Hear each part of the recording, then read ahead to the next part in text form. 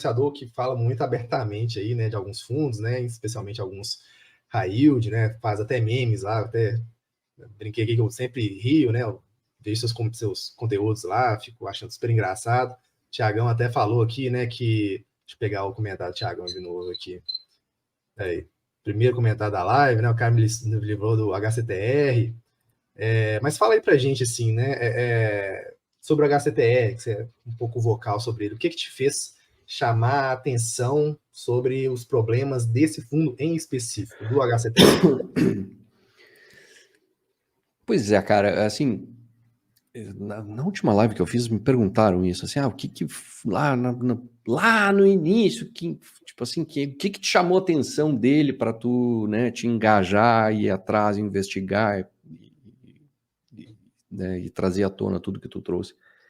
Eu já, sinceramente, cara, já não me lembro qual foi o primeiro gatilho, assim, que me deu, mas como eu te disse, assim, se eu vejo uma coisa que me chama atenção, especialmente se eu achar que aquilo não tá legal, cara, eu me invoco.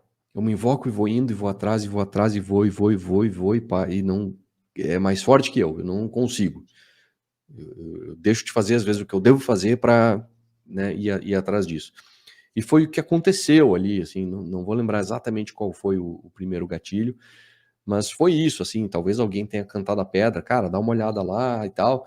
E aí eu comecei a olhar daqui, dali, comecei a ver coisa que me chamava atenção, coisa que eu achava esquisito. E aí eu olhei ainda mais, e aí ficava mais esquisito ainda, e até hoje, cara, quanto mais eu olho, meu Deus do céu, assim,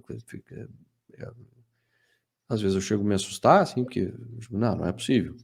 E aí tu vai investigando e fica cada vez mais esquisito, assim, cada vez mais estranho aos meus olhos. Então, eu de verdade, assim, qual é a motivação por trás de tudo aquilo que acontece ali, de toda aquela estrutura extremamente complexa e pouco transparente que tem por trás ali, eu não consigo entender o que tem por trás ali. Mas também eu nem preciso entender o que tem por trás para tirar as minhas conclusões. Assim, eu tiro a conclusão bem rápido. Eu quero distância e recomendo a absolutamente todo mundo que me ouve, que considera o que eu falo, que fique longe daquilo, porque não cheira bem.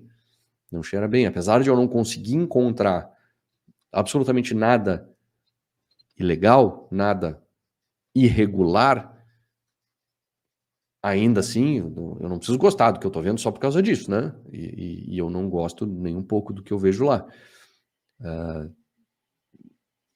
É um somatório de um zilhão de coisas, né? Lá atrás, pouco mais de um ano atrás, quando eu escrevi aquele primeiro artigo sobre o hectare, o Devan, Tordesilhas, Versalhes e tal,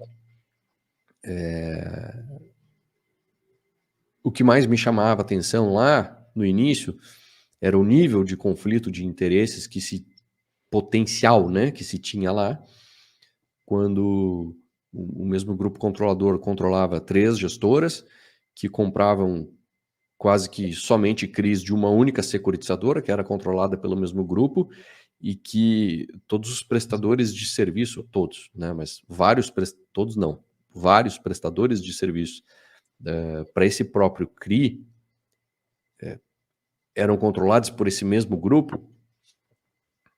O único que eu sabia que não era o agente fiduciário, porque esse realmente não tem como ser. Isso seria irregular. E eles não fizeram, até onde eu consegui ver, absolutamente nada irregular até então. Então, assim, o agente fiduciário não era.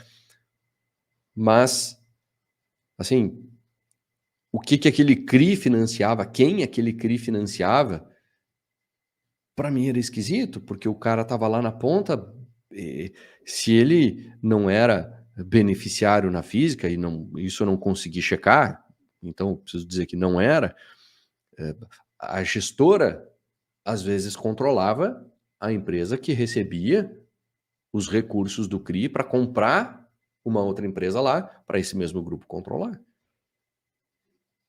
Era muito esquisito aquilo. Muito esquisito. as coisas não faziam sentido. Isso aconteceu com o circuito de compras, não nessa ordem, né? Eles primeiro financiaram o projeto, depois se emocionaram ou sei lá o quê, decidiram entrar também no equity, comprando participação na própria empresa. Mas teve outro caso do CRI Hope, onde eles compraram um grupo de hotéis que eram do cara que era fundador do grupo CVC. Isso que depois eles rebatizaram isso para Grupo Wish, essa empresa que eles compraram para Grupo Wish.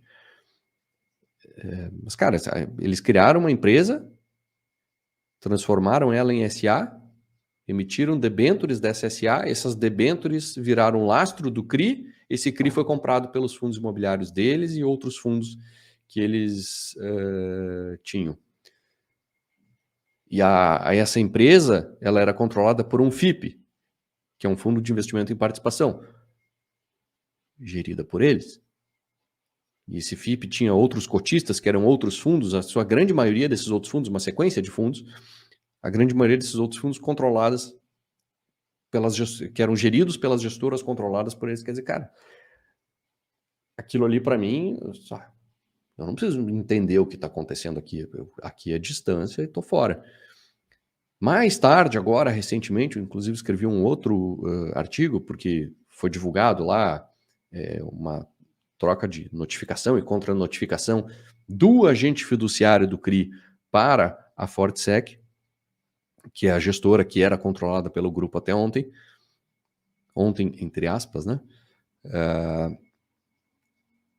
O que acontece, né? Esse CRI, ele, basicamente, o que o CRI tem que fazer é, cara, emprestar o dinheiro para onde ele se propôs a emprestar desde o início. Isso está lá no próprio no termo de securitização do CRI. Está lá escrito o que ele vai fazer com aquele dinheiro. Então é aquilo que ele tem que fazer. Ele vai lá, empresta para o empreendimento XYZ, o empreendimento XYZ devolve o dinheiro para o CRI e o CRI tem que devolver para o investidor imediatamente. Ele não tem que ficar com o dinheiro lá, fazendo, né, retendo o dinheiro ou fazendo qualquer coisa diferente daquilo que está no termo de securitização. E quem controla o que acontece dentro do CRI é a própria securitizadora. E o agente fiduciário é o cara que fica olhando por CRI e se certificando de que está tudo de acordo com os regulamentos, de acordo com a legislação e que o interesse do investidor está sendo defendido. Aí o agente fiduciário mandou uma notificação lá para a securitizadora, dizendo, o securitizadora, eu vi aqui a gente chama de patrimônio separado, mas eu vi aqui que no patrimônio do CRI tem um fundo de investimento lá em renda fixa. E é um valor considerável. O que tem nesse fundo de renda fixa aí? Me mostra lá o balanço deles. Os caras, não, tá aqui o balanço. Ó. Aí foi lá ver o balanço, o que tinha no balanço? Um monte de outros CRIs da mesma securitizadora. Cara, não faz sentido. Não faz absolutamente o menor sentido. É irregular? Não é irregular, porque no regulamento diz que ele pode investir num fundo de renda fixa, aquilo que for o caixa do CRI, porque circula dinheiro pelo CRI, né? Então, invariavelmente, tu tem algum dinheirinho ali em renda fixa.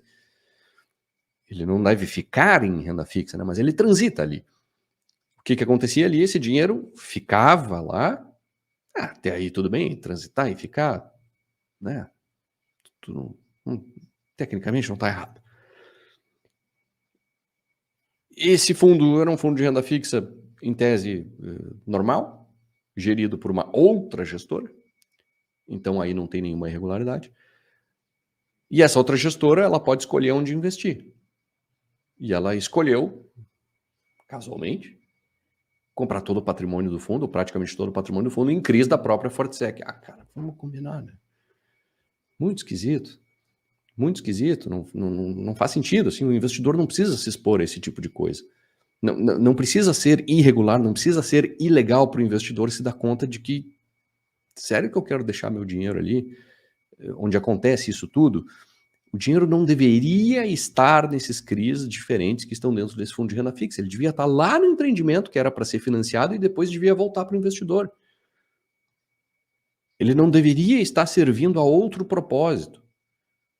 Então, isso é errado, não é ilegal, não é irregular, mas do ponto de vista de investimento, cara, completamente errado, não deveria acontecer. E está acontecendo e o cara disse, não, é isso aí mesmo, está tudo certo, porque aquela outra gestora lá escolhe onde botar o dinheiro do fundo de renda fixa, e eu posso botar, eu botei, o cara escolheu aquilo lá e tá tudo bem, é assim que vai ser.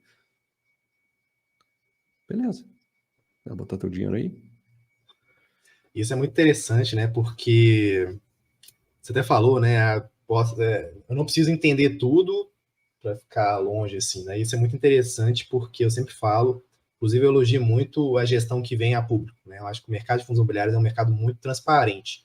Então, quando a gente vê uma gestão que não é tão transparente, que ela não vem tanto a público, isso aí, a ausência de informação é uma informação, né? Digamos assim, né? Ou seja, se você não consegue entender o que está acontecendo, ou seja, a não informação já é algo que você pode ali, trabalhar com aquilo ali, né, para investir ou não investir naquele fundo. Né? Então, é muito interessante. A gente vê uma engenharia financeira, né, super complicada, concordo mesmo, assim, que eles fizeram lá.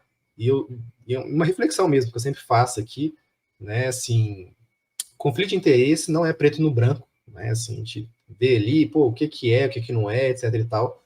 Só que realmente chega num limite ali, né, quando a gente vê tá tão entrelaçado, né? E todas as pontes tá ali com os mesmos atores, que nem o B até colocou aqui, né? O risco cruzado na HCTR para mim foi o alerta máximo, quando ele passou a entrar em equity e dívida nas mesmas operações, que pareceu conflitante demais, né?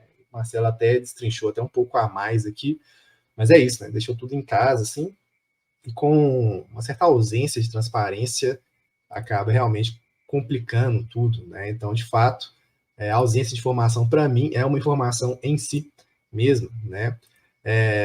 E, cara, assim,